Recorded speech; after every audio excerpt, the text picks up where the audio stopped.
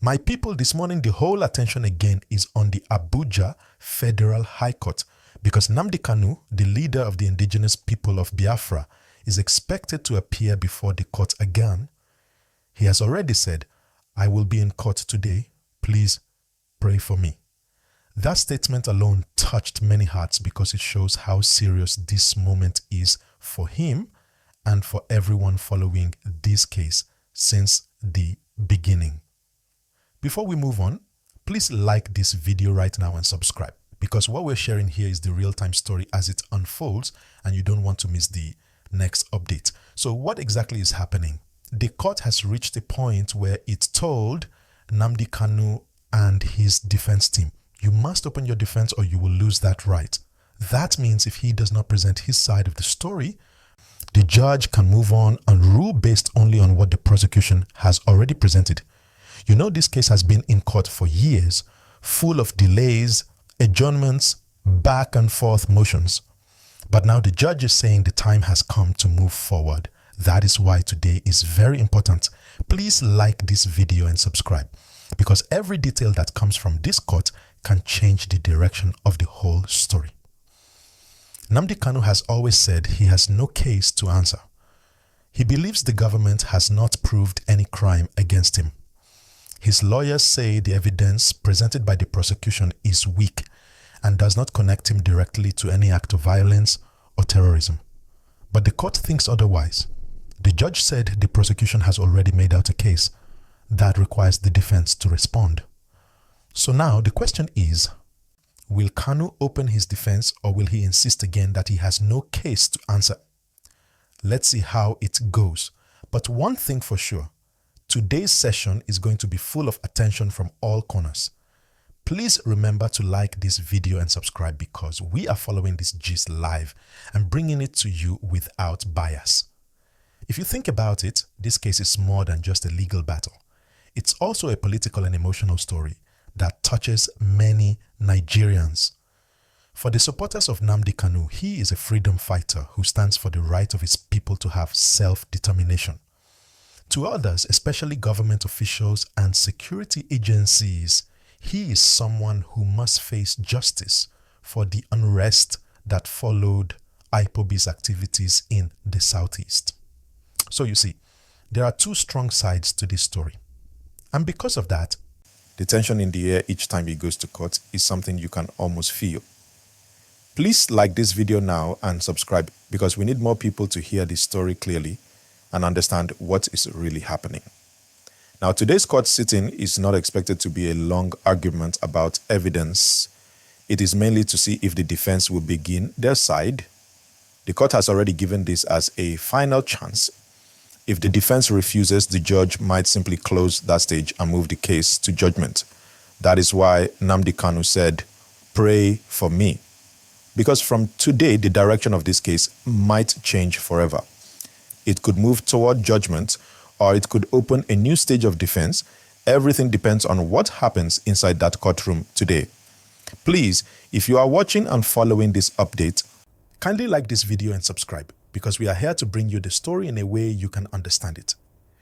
Let's take a quick look back so we understand how we got here. Nnamdi Kanu's case started years ago when he was first arrested for calling for the creation of Biafra. Later, he was released on bail. But during a military operation in his home, he left the country. After some years, he was brought back and charged again, this time with more serious offenses related to terrorism and incitement. Since then, the court process has gone through several stages. Change of judges, multiple adjournments, and even appeals on whether the court has the right to try him.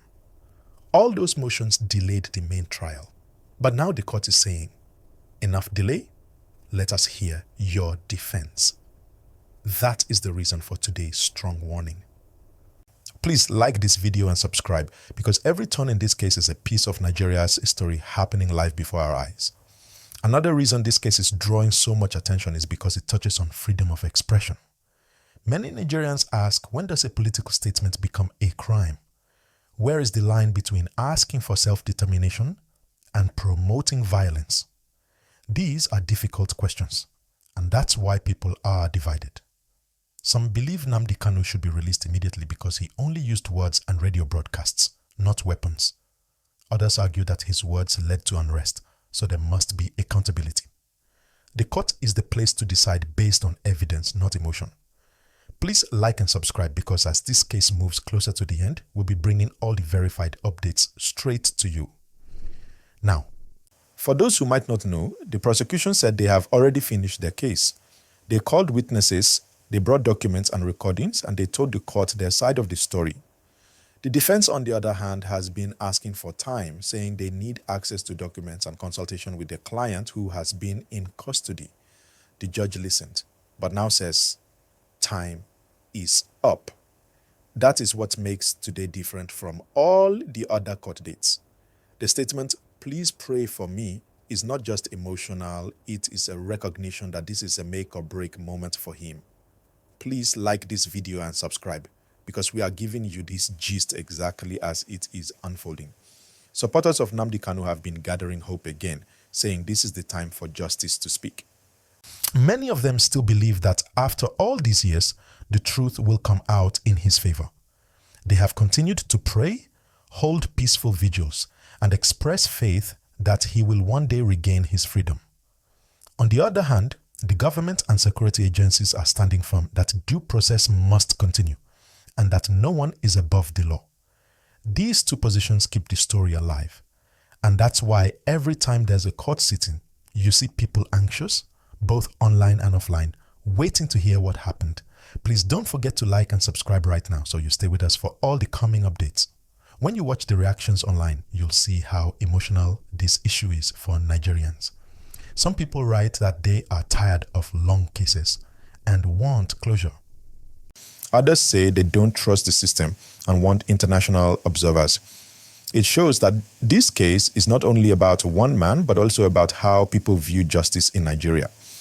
That's why it is important we tell the story clearly, respectfully, and truthfully, so everyone can understand what is really at stake. So please like this video right now and subscribe so more people can get a fair understanding of what is going on. So as we move forward, let's look at what might happen after today's court appearance.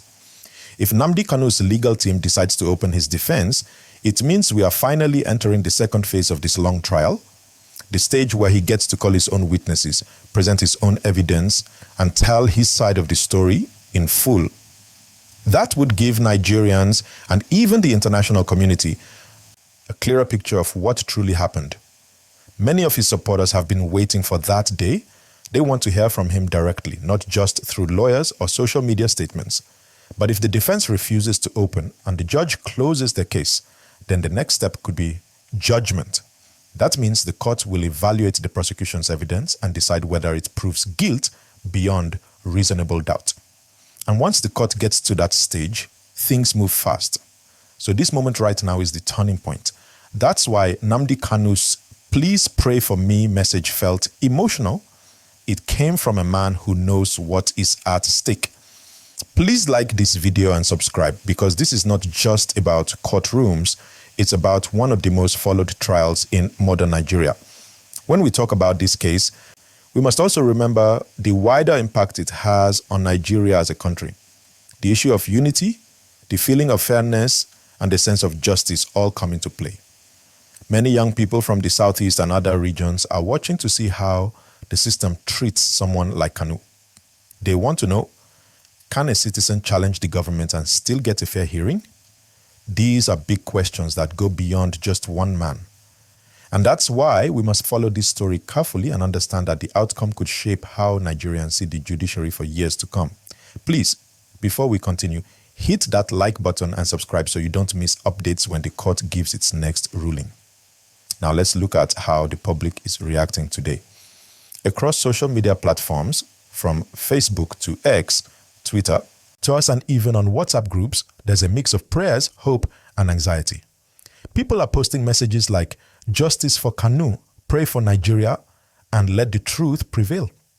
On the other side, some Nigerians are saying the law must take its full course, that there should be no special treatment for anyone. You see, the difference in opinions shows how emotional and sensitive this matter is. Everyone has a voice and everyone is watching. Please like this video now and subscribe, because this story connects to every Nigerian who wants peace, fairness, and progress. When you think about it, Kanu's story is also a lesson in persistence. Despite everything, arrests, transfers, detentions, and long trials, he has remained firm in what he believes. Whether you agree with him or not, that level of conviction is rare. His supporters see it as courage, his critics see it as stubbornness. But one thing you can't deny is that his voice has changed Nigeria's conversation about identity, governance, and equality. It's a reminder that in every generation, there are people who challenge the system and test how strong our democracy really is. Please like this video and subscribe so you can be part of this growing discussion. Now let's talk about the spiritual and emotional side. The words "please pray for me" show that Kanu knows this moment is not just about law, but also about hope, faith, and destiny.